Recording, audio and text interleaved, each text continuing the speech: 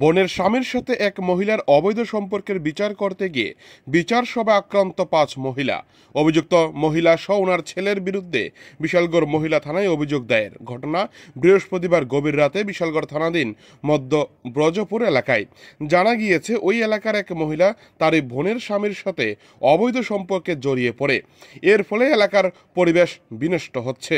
স্থানীয়রা মহিলাকে বারবার এই বিষয়ে সতর্ক করলেও সে কারোর কথায় পাত্তা দিচ্ছিল না।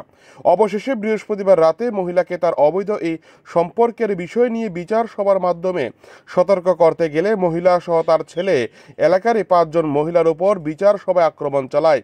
পরে আক্রান্ত মহিলাদের উদ্ধার করে নিয়ে আসা হয় বিশালগড় মহকুমা হাসপাতালে। পাশাপাশি অভিযুক্ত মহিলা সহ তার ছেলের বিরুদ্ধে বিশালগড় থানায় অভিযোগ দায়ের করেন এলাকাবাসী। ঘটনার কিছুক্ষণের মধ্যেই এলাকা থেকে গা ঢাকতে মহিলা সহ তার ছেলে। এলাকাবাসীর দাবি তুলছেন উক্ত ঘটনার সাথে জড়িত অভিযুক্ত মহিলা সহ তার ছেলেকে যেন আইনগতভাবে কঠোর শাস্তি দেওয়া হয়। কি হয়েছে? আমার বাড়ি মধ্যপ্রদেশ, হ্যাঁ। ৫ নম্বর ওয়ার্ডের বাসিন্দা। হুম। কতদিন যাবতই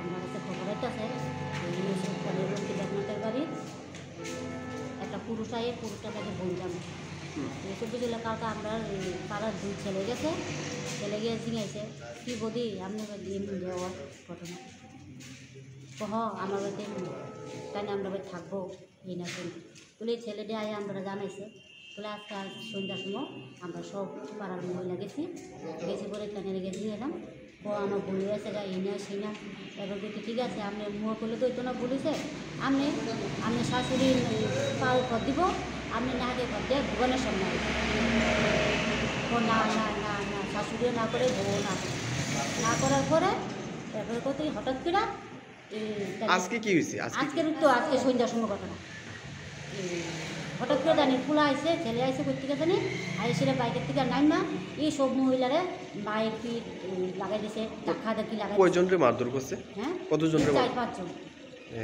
আমরা আসলাম একজন বেশি অসুস্থ। নাম কি হ্যাঁ যে অসুস্থ হয়েছে? গুরু শিবরাজের বাড়ি কোনখানে? মধ্যপ্রদেশ। টোটাল আপনার কতজন মহিলারে মারধর করছে?